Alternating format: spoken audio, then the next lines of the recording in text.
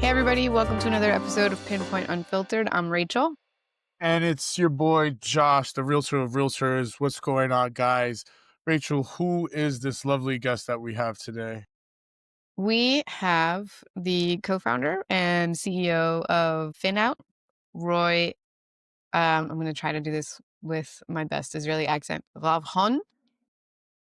Just so everybody knows, we actually worked with Roy this summer, to help relocate him and his family from Tel Aviv to New York City.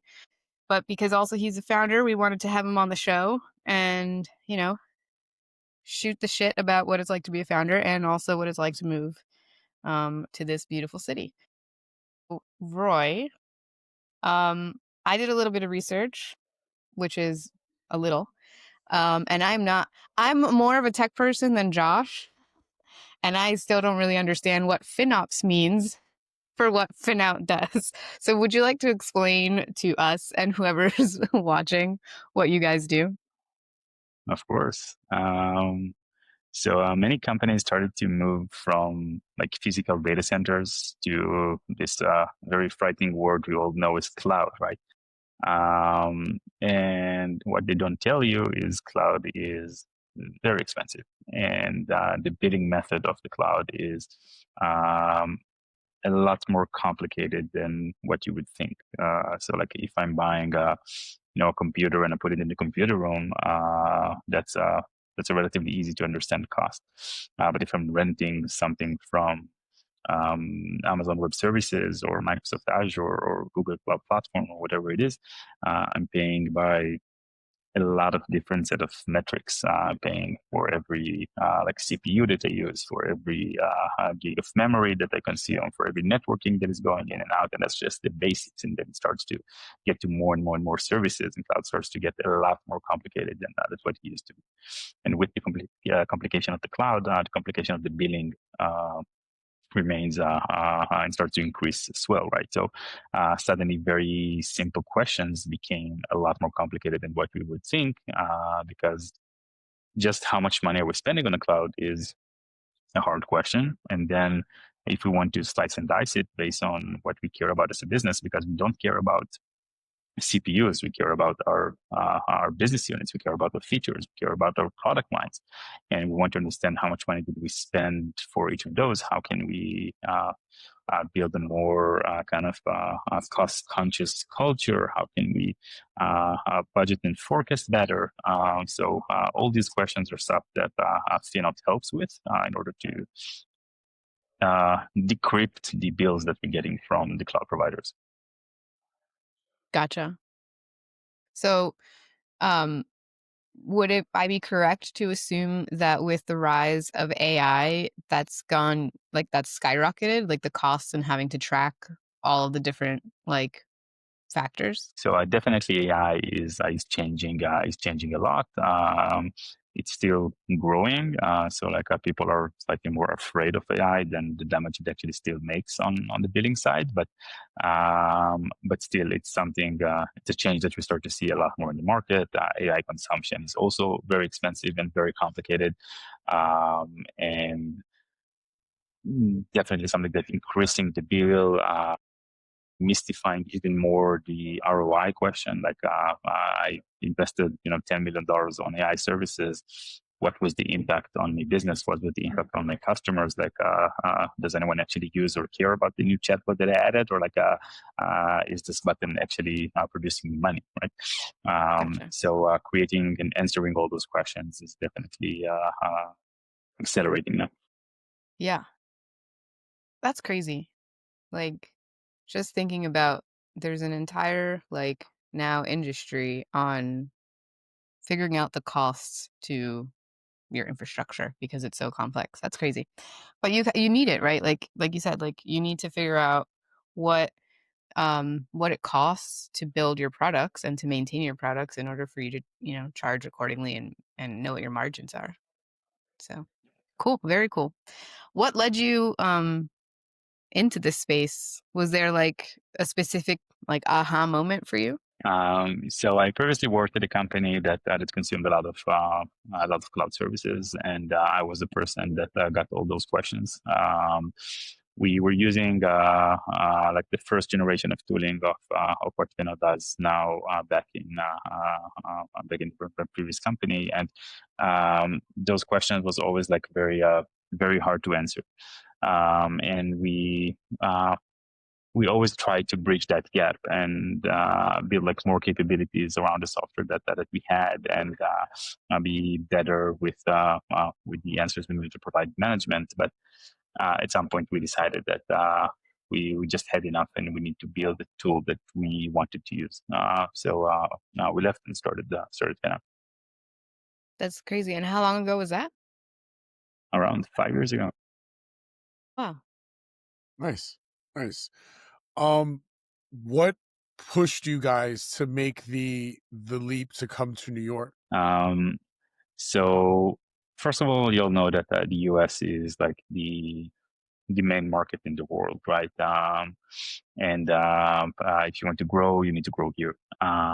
So when we started building our sales team, we did it here, and then there's a question like which city do you want to do it in? So we we looked at all the major hubs. Obviously, as a company based in Israel, it was very hard to do it on the West Coast, just very far. Time difference is hard. And then like living with the East Coast pretty much narrowed down the problem to New York and Boston. And New York is a lot more approachable from Israel. There's like many direct flights. So we decided to settle on New York as like the first hub that we're building in the US. So we started making our couple first hires this year and start to build the go-to-market office. So I was coming here pretty often, and it is a 12 hours flight from Israel. Starts to get harder to do Oof. it every month, You were especially coming with every month? I was coming every month with US pretty Wow. much. And then we had a newborn, so everything starts to be a lot more complicated. Yeah.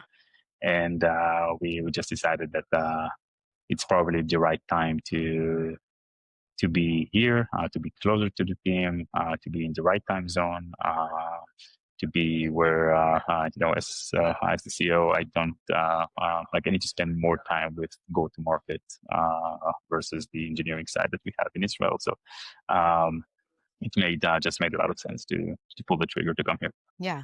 That makes sense. I was gonna ask if you had like a specific team like in Israel versus here. So you said you had like go to market here and engineering there. Do you find that like common across um like Israeli companies that are also here? Like they always like, keep their engineering in Israel? Is that common? Yeah, it's very common kind of company architecture to do that. Mm, So you start with building in Israel. There's a great engineering talent. hmm Lots of companies starting there, and then starts to move here when you want to start to grow, go to market, and scale. That's kind of the Israeli playbook to run companies. Now, when you just made the decision to move, you had the chance to like work with Rachel. Thank you, hmm first off. We always appreciate it. Tell us a little bit about your experience, like for your relocation like story. So New York is a big city, and you need to start to understand like what are the options, what's good for us, what's good for the family, what's going to make everyone feel safe, it's still approachable. There's a lots of different factors that we need to take into account. Because I was here a lot, I started to get the sense and vibe of like different neighborhoods in the city and like where I want to be, where I don't want to be. We knew that we want to be in the city and not across the river because it's wanted to stay relatively close. We back in Tel Aviv, we also were living like in central Tel Aviv, so we're like for city people, we need to be hmm front and center for everything. For me, like taking a car is a definitive failure, right? Like I can either walk or take public transportation. Never taking a car unless I have to. Love that. City Love Um, that. bike it, city bike it. yeah. So we started to look on like what's the proper neighborhood. So I think I want to start to zero in on like a general area that was still like pretty big. I worked with Rachel on seeing like lots of different properties and understand like what's the trade-offs, what's important for me, what can I sacrifice, what do like what's the optimal apartment, and then starts to to disappoint from there on like different compromises and like you can't have it all. So balancing between location, price, type of building was something that I just spent a lot of visits on. Was like postponed the move like mid through. So like we had the chance to see a lot more apartments than what I thought that I would see. But it also made the decision to rent what I would eventually took a lot easier because the equation was very clear, right? So like okay, I really like the building, I really like the location, slightly more expensive than what I thought, but knowing that what I get here versus like what's the other options, like it was just worth it to have like all those decisions for me. So like I think it really helped to understand what's out there and then like identify the good opportunity for us, as a family once we saw it. Yeah, I was gonna say, we did see a lot of apartments, but it was in like, I mean, if you take all of that time and put it together, it might have been like 2 days. Um, because like you said, you were coming here pretty often, and then whenever you were here, you had some time. We would spend like a couple hours, right, like 2 hours in a day to look. Um, and we made the most of it especially since you were looking in like very specific neighborhoods. We didn't have to like traverse the entire city. um we could see a lot of places. So yeah, I mean, you also touched on something that like we always try to tell all of our clients, even locals, like people that have lived here forever. Like, trade-offs in New York is super important. Like, you're always going to have trade-offs. Even if you can afford a $20,000 a month apartment, you're still going to have to find there's still going to be some trade-off, right? Mhm. So yeah, I mean, I really enjoyed working with you because I think also you're a little bit like me and very logical. So you're like, okay, I see what this is, and like much easier for you to make a decision because you're able to like structure everything. Then there's some people that we work with that are just the whole decision is emotional.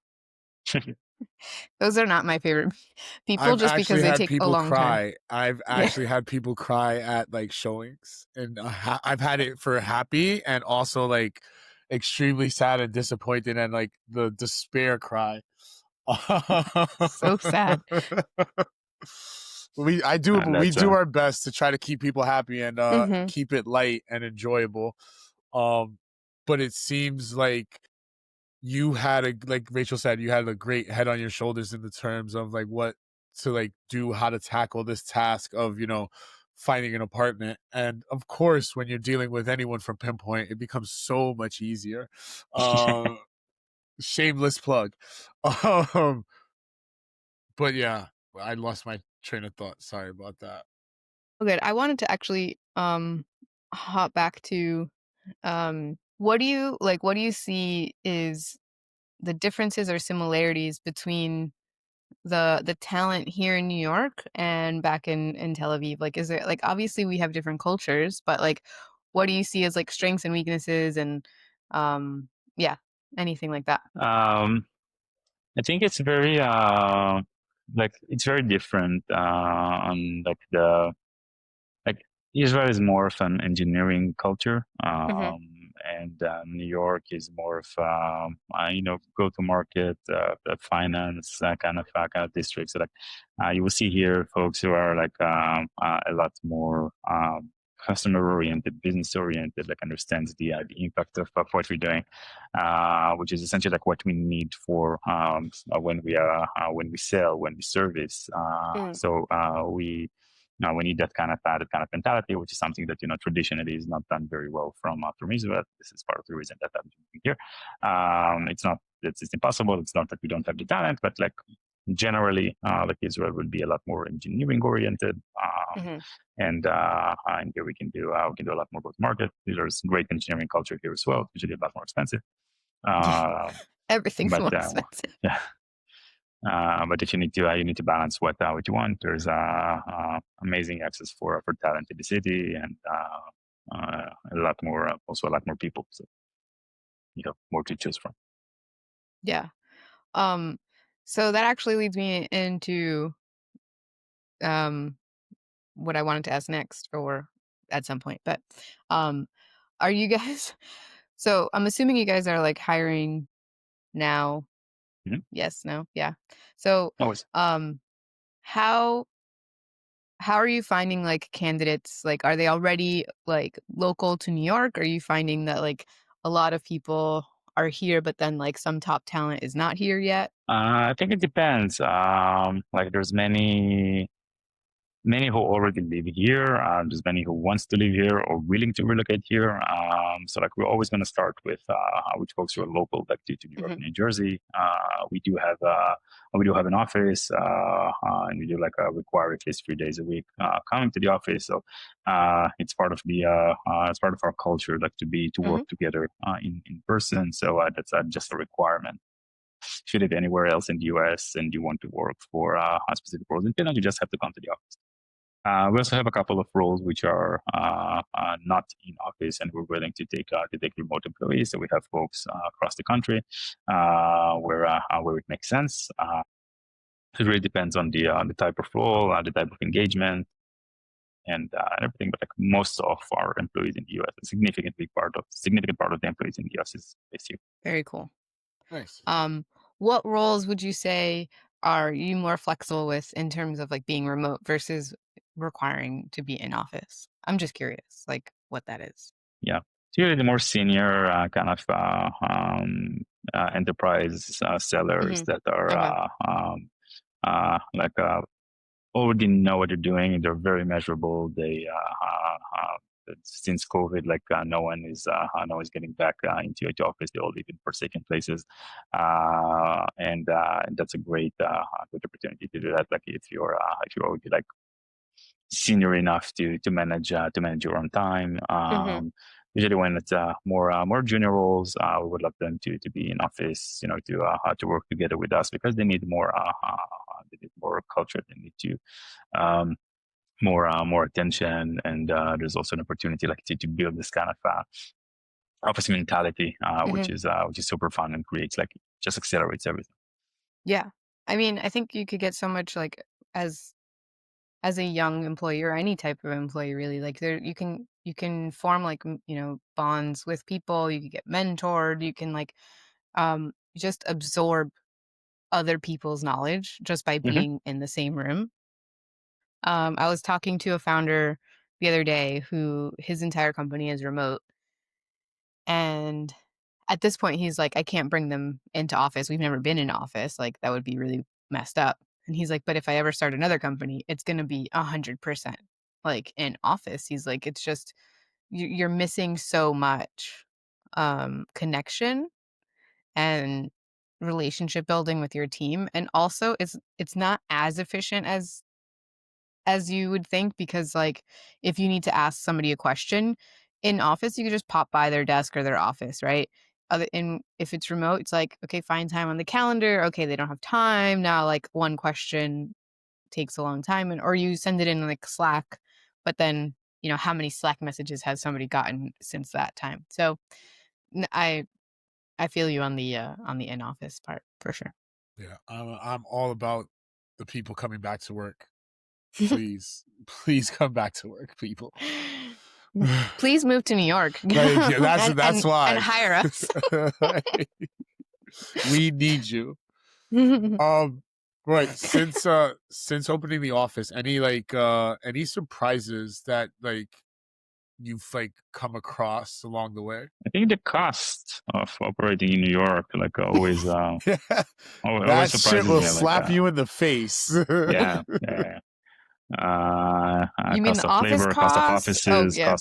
cost of everything essentially. And I thought that I know how expensive the city was, and then I moved here, and I got another slap in the face on how actually expensive it is.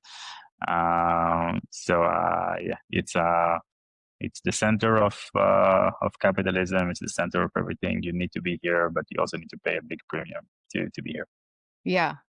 Well, what I like to say, and this is like changing your perspective a little bit, maybe it's just to make myself feel better, but if you live here, right, if you live here in New York, then pretty much anywhere else you go in the world is cheaper. So vacations are always fun. I take that. Like, Silver I lining. go to visit Sorry? Silver Yeah, lining, it's a yeah. silver Yeah, lining. silver lining, yeah. Like, I go to visit family in Miami, and everybody's complaining, "Oh my god, it's so expensive.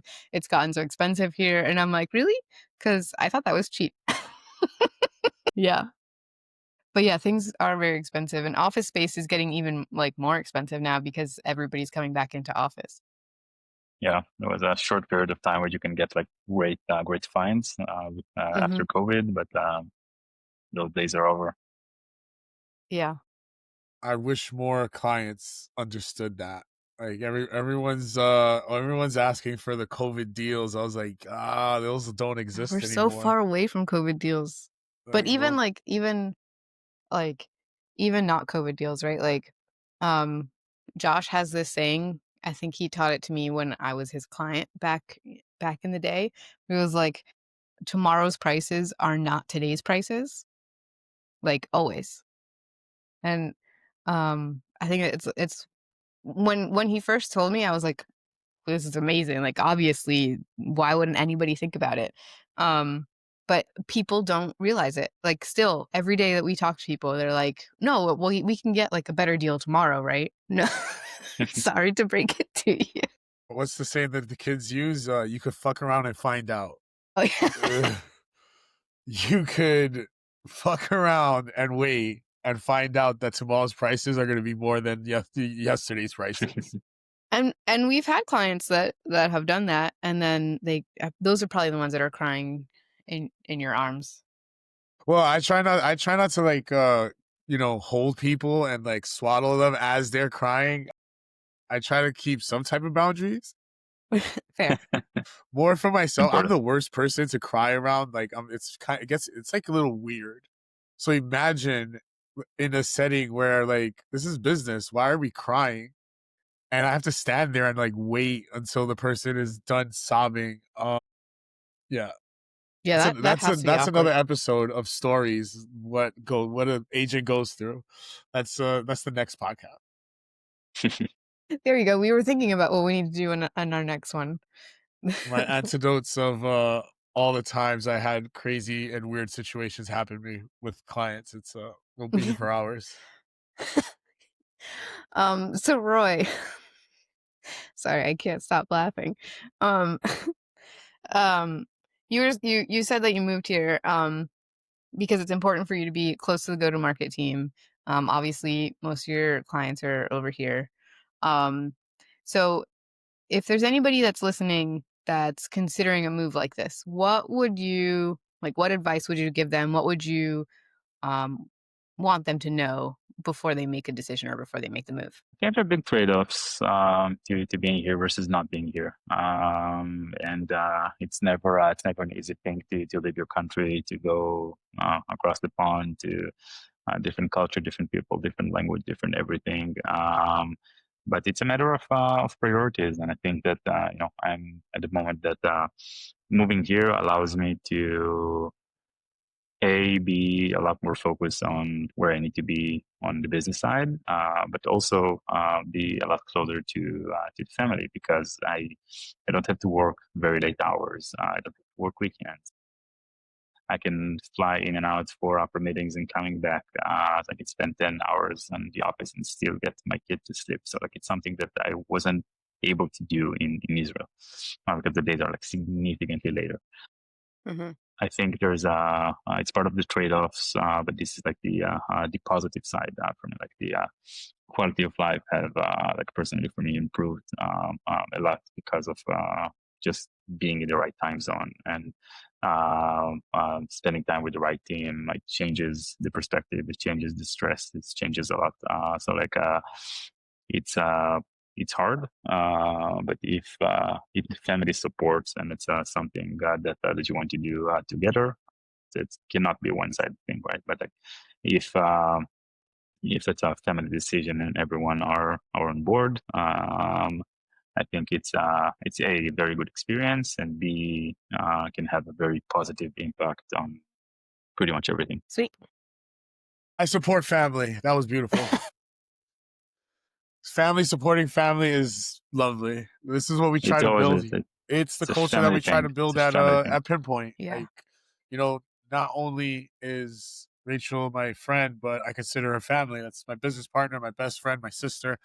And I, from the day one when we started, I said, if I'm going to be successful and make any person rich, I would want to make her rich before I make anybody else rich. So, yeah, that Appreciate you.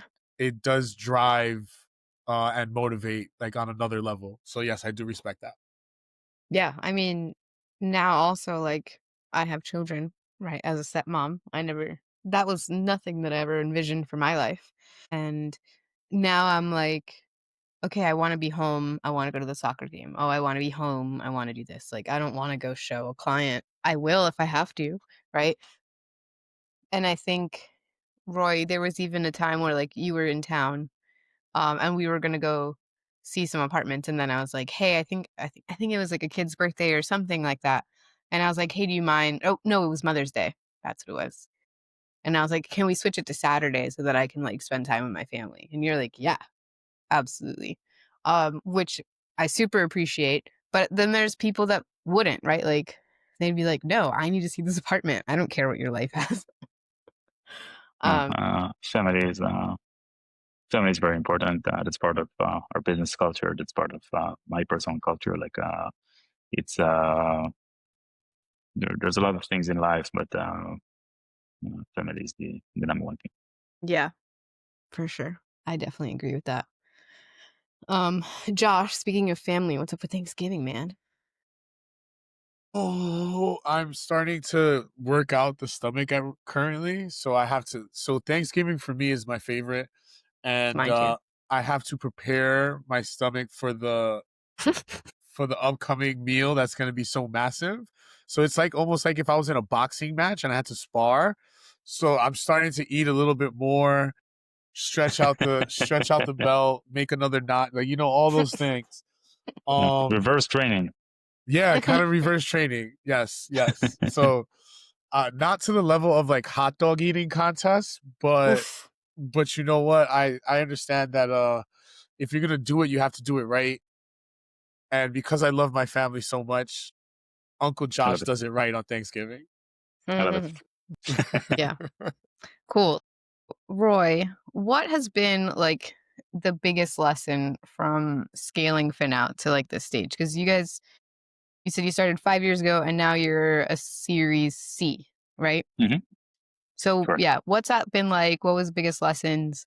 Where do you go from here? It's been a hell of a journey, and like tons of lessons and tons of things that are um, that have happened, throughout everything. But I think like if I had to choose one main theme is like picking the right partners for the journey, like both the co-founders and the employees that you're gonna spend a lot of time with, that you can create this trust culture, and like um, the more you can create trust, the more you can run fast and actually enjoy like what you're doing and the journey. So like things will go wrong. There's going to be a lot of problems, a lot of unforeseen things, crises, like every single day. Um, but then it's a matter of like how do you digest them? How do you react to them? How fast can you operate in order to change stuff? And I think it's all a personal matter eventually. Businesses are companies, and companies are people. So like it's always come down to that. Yeah, great words. People I feel like business. people, you don't have a company if you don't have your people, right? If you don't have good people and you don't care about your people, they're not going to care about you or your business. Yeah, very cool. Do you have any advice for other founders, including us, that are in an earlier journey, and building, something different, I guess. That's a big question. hmm Take a I'm putting you on second. the spot. I'm gonna start playing the Jeopardy music. No, I'm just kidding. Take your time. I'm a big fan of trying things. You can always analyze and see and look at it from different angles. But in reality, 90% of the decisions are not that critical, and you're spending a lot more time trying to analyze every foreseen option before trying. So doing and changing and running fast. I think this what makes you a winning kind of culture and mentality. So try, fail, change, and save the endless hours of thinking on decisions that you can actually impact or has the big potential to be life change. But 90+% of the decisions are just not like this. So if we Okay. have to run paralysis analysis on every single change that you want to do, we're not going to do anything. So I'm a big believer in trying. Yeah. I'm I a big appreciate that. believer in having a bottle of whiskey in your drawer because I don't goes know without about saying. I don't know goes about without you, saying. but as a co-founder, the levels of stress that every other phone call I feel is oh my God, what are we doing? What are we doing? But like you said, you get to the point where you realize not every decision is going to make or break, your company. So yes, try, drink, live, love, laugh, all that stuff. Honestly, I've been smoking a lot of cigarettes lately, and Danny, my fiance, last night, she's like, seriously, what is with all the cigarette smoking? You come home and you reek. And I'm like, I'm sorry, I'm really stressed. It's just, it's either that or I'm going to come home drunk. Hey. Maybe both. Maybe both. Yeah, both. I do have a question about trying things and trying things fast. What if things are, they take time to prove before you know if they failed or not? How fast do you move, and how patient are you to wait for results? Or should you be, not you specifically? I think it really depends. Most things can get early indications, and if you set a very measurable kind of goal, so you can start to see if you're tracking towards it or not. Lifts are if you want something to work, it doesn't going to change the outcome. We need to believe, but we also need to work with the gut feeling and see cut losses whenever we can. Right? So if you set some kind of metric, it can take more time, and we don't see that nothing's going to change. So don't fall in love with the idea and just change. So there's also. But as a founder, don't you fall in love with your ideas, or is that just me? I fall in love with many ideas, but if the idea is not working, so continue to do stuff that doesn't work, it's just going to make you close your business at some point. Fair. You need to be pragmatic always. So all the advice that I give to my clients, I need to take myself, is what you're saying. Always. Stop being emotional. This is why I have crying Josh. in Josh's hands, and yeah. Right. Thank you. That was the best line. That was a good one. Thank you so much. I might have to literally, steal and now that I have one. tears in my eyes. Come crying to Josh. I do cry to Josh. If you're gonna cry to somebody, might as well cry to me, right? Safe space. Yeah, because then he'll be like, "All right, are you done? Get over it." I'm not so sensitive. No, I mean seriously, I'm because we're best friends. Also, he's like my brother. I've cried on the phone with him. I think I was drunk, crying in the middle of Times Square on the phone with him. Sounds a very New Yorkie thing to do. Yeah. And he's like, "What are you doing? Well, at least it's not on the train. Stop." Yeah, no, I've done that too. But to be fair, I cried on the train. I had no reception. I can't call you. I would. But the last time I cried on the train was because my dog died. Yeah, that's a tough one. Oh, please. All right, let's not go to that story, please. I might start crying out here. Yeah. Anyways, let's wrap this up. So, what's next for FinOut and for you? Is there anything that you're particularly excited about in, the next few months? Yeah, continue to grow. Need to change. We have to change stuff and be a very like a leading company. There's a lot of stuff that you need to do to run fast to make changes. Again, not be afraid, and continue our growing motion and trajectory, and taking over entire market like this. This is what we're here for. Let's go. Let's Let's go. go. You have our support, our Thank you, guys. respect, and whenever you need anything, even if you would need to know where the best slice of pizza is, you reach out to one of us and we'll hook you guys up. Sounds good. Where can our listeners like find you and follow like your journey? LinkedIn is probably the best path. Cool. LinkedIn, everybody. All right. I personally love All right. LinkedIn. Yes. Thank you so much, guys, for having me here. Hold on. Yes, we're gonna wrap this up right with a nice little bow on it. Rach, please tell the people where they can find us. Okay. Well, you could find us, Pinpointe, at our website, pinpointe.nyc. You can find us on Instagram at Pinpointe Group with an underscore. You can find us on LinkedIn, Pinpointe Group. We're also on Facebook, but nobody cares. We have a newsletter that you can find on our website. You can find me, Rachel Fiegler, on LinkedIn, talking about, what it's like to be a founder, struggling, bootstrap, all that fun stuff. And maybe crying in public. Maybe. Josh, what about you? You can find me on LinkedIn at Josh Hernandez. And as always, where I'm always going to be, you can find me out there in the streets, making these deals, connecting with the people. Guys, always a pleasure. Thank you guys for listening. Roy, thank you for being on the show with us. Seriously, thank you. Thank you so much We for really having do me. appreciate it, and hope to have you back, because we are gonna have a reunion show where we just bring back our favorite guests and just talk shit some more. See catch up, see what's new. Yeah. Good. All right. Well, thank you, everybody, and talk to you next time. Peace, Thank you, guys. guys. Peace.